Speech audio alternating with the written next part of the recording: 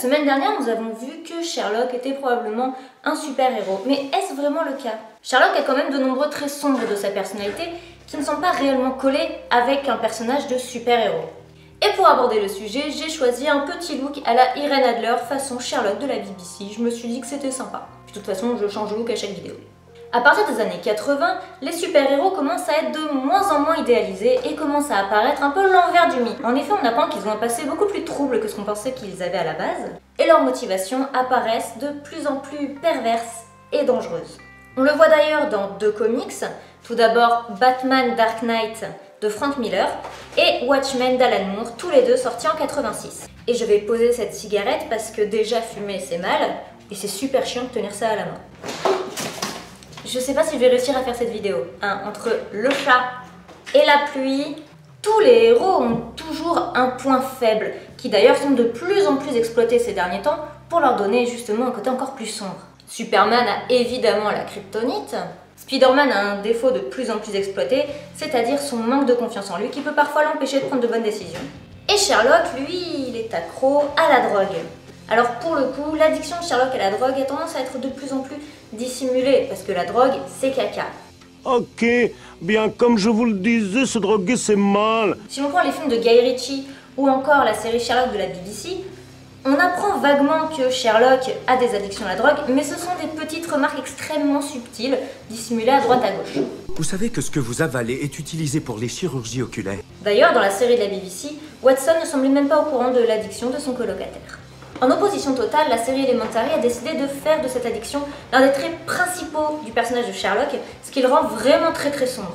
En effet, Sherlock est un personnage de toxico que son père a envoyé faire une désintoxication aux États-Unis de façon à ce qu'il soit le plus loin possible. Et c'est d'ailleurs cette addiction qui est la raison de sa rencontre avec Watson, puisque celle-ci, oui c'est une femme, doit veiller à l'abstinence de Sherlock. D'ailleurs, le père de Sherlock est mentionné régulièrement, mais on ne le voit absolument jamais. Même dans Elementary, pourtant, Watson est censé travailler pour lui, mais il ne le rencontre pas. Je l'ai rapidement mentionné dans la dernière vidéo, Sherlock semble avoir un passé très flou, voire un passé absent. D'ailleurs, dans Elementary, c'est la plus grosse cause de dispute entre Sherlock et Watson, puisque celle-ci étant censée veiller à son abstinence, il lui est difficile de le faire si Sherlock refuse de lui expliquer la raison de sa dépendance à la drogue. On finit quand même par apprendre, après plusieurs saisons, que son addiction est liée à la mort de Irene Adler, la seule femme qu'il n'a jamais aimée. Mais en fait, au final, c'est à peu près la seule chose qu'on sait sur Sherlock, le reste étant très flou. Et c'est encore plus flagrant dans les films de Guy Ritchie, puisque l'action commence in medias res, donc on ne sait même pas comment le personnage de Sherlock et Watson se sont rencontrés, ni même comment il connaît le personnage d'Irene Adler. Mais le personnage avec qui la relation est la plus floue, c'est le personnage de Mycroft Holmes, le frère de Sherlock. Si avant il était seulement mentionné, il apparaît maintenant dans les 3 œuvres que j'ai citées. Malgré tout, leur relation, elle est super bizarre. C'est un espèce de mix entre protection et colère et engueulade, et on sait jamais vraiment pourquoi en fait. De plus, si les deux hommes mentionnent quand même un petit peu leur père, ils ne mentionnent jamais leur mère. Et oui, il ne faut pas oublier que l'un des pires traits de Sherlock, en dehors de son addiction à la drogue, c'est sa relation envers les femmes.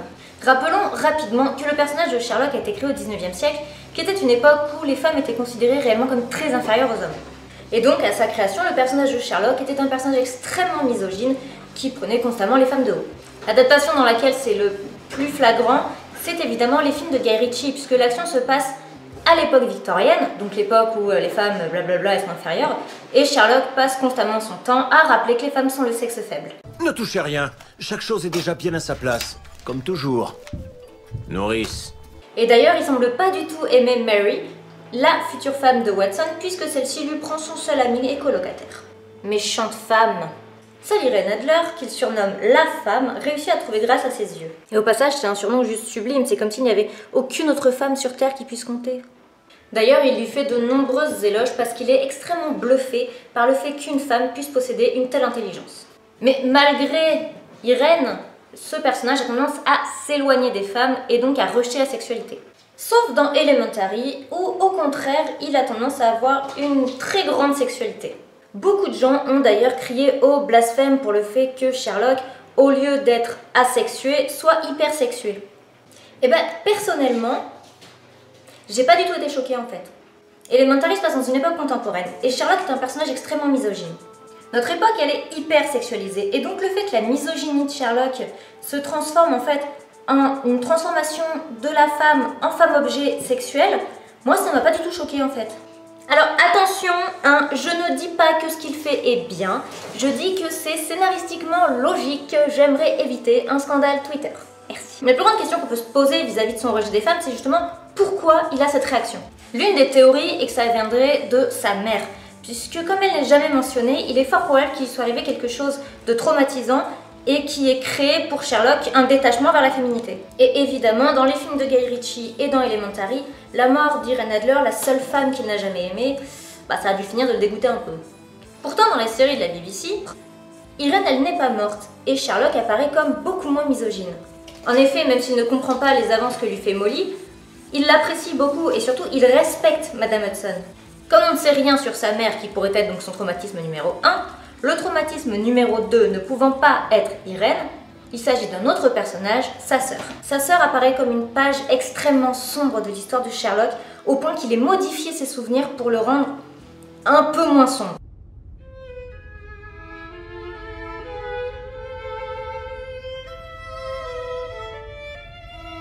Je vais pas trop en parler parce que de 1 ce serait un gros spoil sur la saison 4, donc la toute dernière, et de 2 je vous avoue que je me sens pas trop la capacité là tout de suite maintenant de remater cet épisode.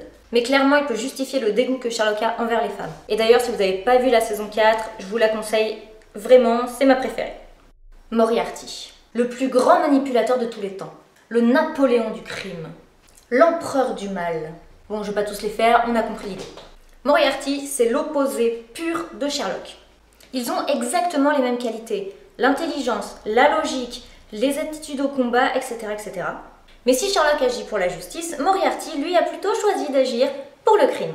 Moriarty, c'est LE némésis de Sherlock, c'est même, on pourrait dire, son jumeau maléfique vu le nombre de points communs qu'ils ont. Vous êtes moi. Vous êtes moi. D'ailleurs, dans la série de la BBC, là où Sherlock se définit comme détective consultant, Moriarty se définit comme criminel consultant. Dans l'œuvre de Conan Doyle, Moriarty est un personnage de professeur d'université extrêmement respecté et auteur de 2 très grands livres. Il finit par repérer Sherlock Holmes puis être repéré par celui-ci, s'ensuit un jeu du chat et de la souris qui conduit les 2 hommes à la mort. Bon, même si au final Sherlock est pas mort, blablabla. En réalité, il apparaît assez peu puisqu'il n'apparaît que dans 2 des aventures de Sherlock Holmes et est mentionné pourtant dans 5 autres. En fait, Moriarty c'est un peu une sorte d'ombre qui plane au-dessus de Sherlock pendant un très long moment. Et pour le coup, l'œuvre la plus fidèle au personnage de Moriarty, c'est les films de Guy Ritchie. Moriarty est une ombre planant au-dessus de Sherlock dans le premier film et il n'apparaît vraiment que dans le deuxième à partir du moment où il tue Irene, la femme, pour Sherlock. Et c'est évidemment la mort d'Irene qui va réellement lancer le combat entre les 2 hommes. Moriarty apparaît sous les traits d'un professeur d'université qui va jouer à un jeu d'échecs pervers avec Sherlock, conduisant les 2 hommes à mourir en Suisse. Auriez-vous la bonté de me dédicacer cet ouvrage? Ma dynamique d'un astéroïde. Je galère pas du tout à tourner la page avec des gants. Oh, j'ai réussi! Et c'est justement cette espèce de relation et de ce jeu un peu pervers entre Moriarty et Sherlock qui a conduit à une relation encore plus étrange dans la série de la BBC. C'est un Browning L9A1 de l'armée britannique qui est dans votre poche? Ou êtes-vous seulement content de me voir? Les 2. Dans cette série, on ne sait pas grand chose en fait sur le personnage de Moriarty, mais ça pose pas vraiment de soucis en fait. Mais c'est peut-être aussi parce qu'il est merveilleusement interprété par Andrew Scott et je pense que ça joue beaucoup. En tout cas, la série crée une espèce de tension entre les 2 hommes entre attirance et haine. Et là encore, Moriarty plane au-dessus de Sherlock avant son apparition et c'est même pire puisqu'il est encore ici après sa mort. Et d'ailleurs, la tension entre les 2 hommes est quasiment sexuelle par moments. Et c'est maintenant que je vais parler d'Elementary et que je vais sûrement faire rager beaucoup de gens. Certes, le personnage de Watson dans Elementary m'a un peu déçu. Pas tant le fait que ce soit joué par une femme, cette idée-là est assez intéressante, mais au final, les gros changements sur son histoire m'ont pas vraiment plu. Par contre, le personnage de Moriarty, les modifications qu'ils ont faites, ça a vraiment été une très bonne surprise à mes yeux. Là encore, le personnage de Moriarty semble être une ombre qui plane au-dessus de Sherlock. Il pense qu'un tueur à gages a tué la femme qu'il aime, Irène, puis il finit par découvrir qu'en réalité ce n'est pas ce tueur, mais Moriarty. Et à la grande surprise, il retrouve le personnage d'Irène qui s'avère être en réalité Moriarty. Faut rappeler que les deux personnages dont Sherlock admire l'intelligence, ce sont Irène et Moriarty. Et depuis la série de la BBC, Sherlock et Moriarty entretiennent une relation un peu malsaine entre amour et haine. Alors transformer les deux personnages pour qui Sherlock ressent à peu près les mêmes sentiments en un seul, j'ai trouvé cette idée géniale. Puis bon, faut savoir que les deux sont interprétés par Nathalie Dormer, donc c'était forcément bien. Et pour les personnes qui détestent cette série, je suis désolée, mais je continue de vanter cette série juste pour cette idée que je trouve juste, mais super. Sherlock, sous ses aspects de héros qui se bat pour la justice, apparaît maintenant comme un toxico-misogyne qui fait mumuse avec l'un des plus grands criminels, presque plus par passion égoïste que pour la justice. Du coup, est-il vraiment un vrai héros? Bah pas vraiment en fait. Je pense qu'on peut beaucoup plus le définir comme un héros déceptif, qui est une catégorie d'anti-héros. Il se définit par un personnage ayant des capacités héroïques, mais qui les utilise soit pas, soit mal, soit à mauvais escient. Et si à la base il semble les utiliser plutôt à bon escient, dès qu'il s'agit de Moriarty, le fait que ce soit un combat égoïste, ben c'est plus vraiment utilisé à bon escient. Ajoutez à ça que quand Sherlock s'ennuie, ça le rend fou, parce qu'en fait il semble accro au crime, ce qui est quand même une passion un peu malsaine, et du coup Sherlock apparaît sous un nouveau visage. Avec Sherlock, on est quand même assez loin du super-héros sauvant la veuve et l'orphelin, protégeant l'espace dans lequel il vit et pleurant la mort de chacune des victimes. On peut donc se demander s'il utilise ses capacités surhumaines dans un but noble, ou plutôt dans des conditions égoïstes, soit pour assouvir sa soif de crime, soit pour une vengeance purement égoïste envers Moriarty. En cela, il apparaît plutôt comme un héros déceptif plus qu'un réel super-héros. Et puis alors ses méthodes. Tous les moyens sont-ils vraiment bons pour arriver à ses fins? Mentir, manipuler, provoquer, se battre, menacer, est-ce que ce sont vraiment ce qu'on attend d'un super-héros? Bah moi je dirais que non, pas réellement en fait. Mais cela le gêne absolument pas du moment qu'à la fin il réussit. En résumé, sa philosophie c'est un petit peu importe les moyens, du moment que ça marche. Sherlock, du coup, c'est clairement un anti-héros puisque son but est héroïque, mais il utilise des méthodes de super-vilain pour y arriver. Je suis peut-être du côté des anges, mais n'allez surtout pas imaginer une seule seconde que c'est un ange que vous avez devant vous. On a donc un héros borderline qui navigue un peu entre le bien et le mal. Et la question que se posent de nombreux personnages, c'est finira-t-il par sombrer du mauvais côté, puisque sans Watson, c'est fort probable qu'il aurait fini par le faire. J'espère que cette petite vidéo du coup vous aura plu. Je suis vraiment désolée pour le bruit de la pluie qu'il y a eu en début de vidéo. Je pouvais pas du tout décaler le tournage, donc je suis vraiment désolée.